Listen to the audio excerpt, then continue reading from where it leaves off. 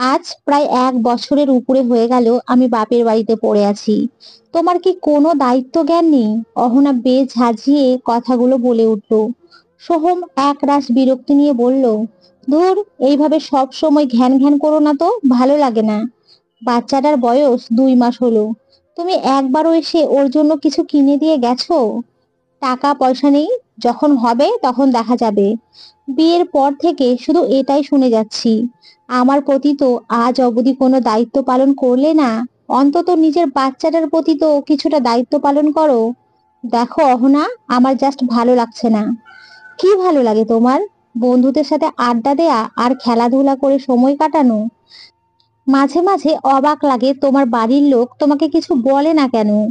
কারণ ওরা তোমার মতো নয়। হ্যাঁ, ঠিকই বলেছো, ওরা আমার মতো নয় আর হতেও পারবে না। তোমার এই প্রতিদিনের নাটক আমার আর ভালো লাগে না। দেখো সোহম, আমি তোমাকে স্পষ্টভাবে জিজ্ঞেস করছি, আমি আর কতদিন এখানে থাকবো? কেন, তুমি তো বলেছিলে তুমি এই বাড়িতে বাচ্চা নিয়ে ফিরবে না। হ্যাঁ বলেছিলাম, আর ফিরবো না, এটাও সত্যি কথা। আর ওটা একটা বাড়ি, একজন মাতাল, একজন গাঁজাখোরের সকালবেলা খিস্তি দিয়ে শুরু, রাতের বেলা অশান্তি নিয়ে শেষ। ওই পরিবেশে আমি কিছুতেই থাকতে পারবো না। আমি এতগুলো দিন মুখ বুজে সহ্য করেছি। আমি একটা শিক্ষিত কালচারাল বাড়ির মেয়ে। অমন আনকালচারাল বাড়িতে থাকা সম্ভব নয়। তোমাকে ভালোবেসে বিশ্বাস করে বিয়ে করেছিলাম, কিন্তু বুঝতে পারিনি তুমি আমাকে অমন নরকে নিয়ে ফেলবে।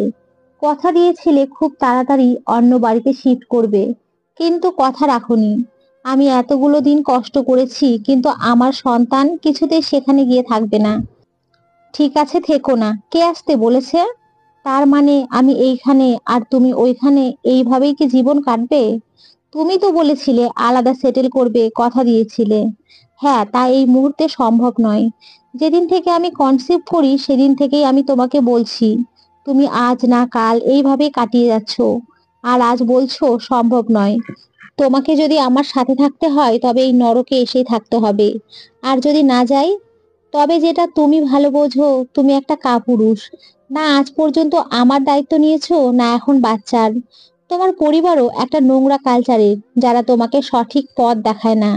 আর সবশেষে যখন আমাকেই সব দায়িত্ব নিতে হবে, তখন তোমার মতো স্বামী আমার দরকার নেই, যে আমাকে ঠকিয়েছে আর ভবিষ্যতে আমার বাচ্চাকেও ঠকাবে।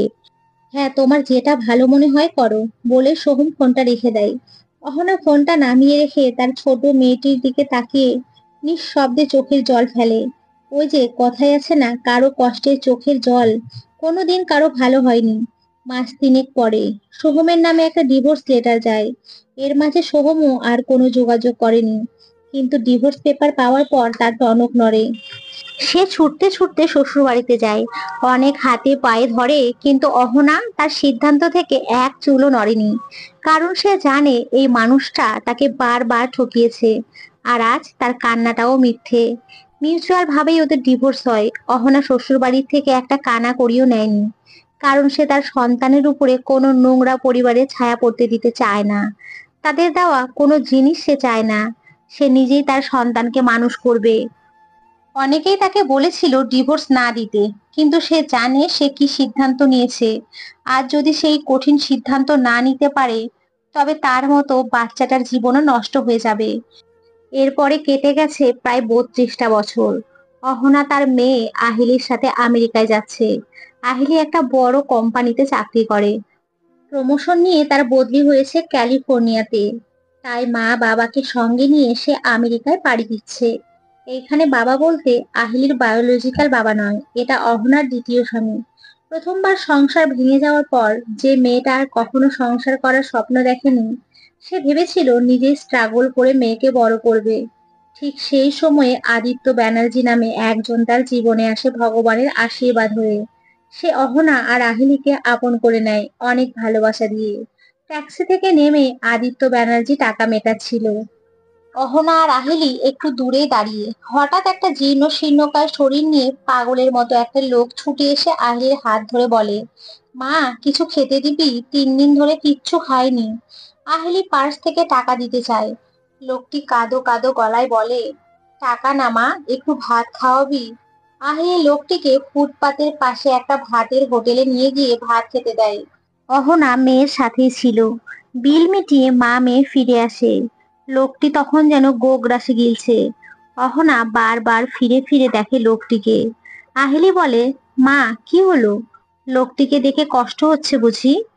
এমন অনেক লোক আছে যারা খেতে পায় না রোজ ঠিক করে, কিন্তু অহনা যে অন্য কারণে ফিরে ফিরে দেখছে ওইদিকে। ওই যে পাগল লোকটি, তার খুবই পরিচিত সোহম। সোহম ওকে চিনতে না পারলেও ওর চোখ ভুল করেনি। ফ্লাইটে বসে জানালার বাইরে তাকালো। অহনার চোখ থেকে গড়িয়ে পড়লো 2 ফোঁটা জল।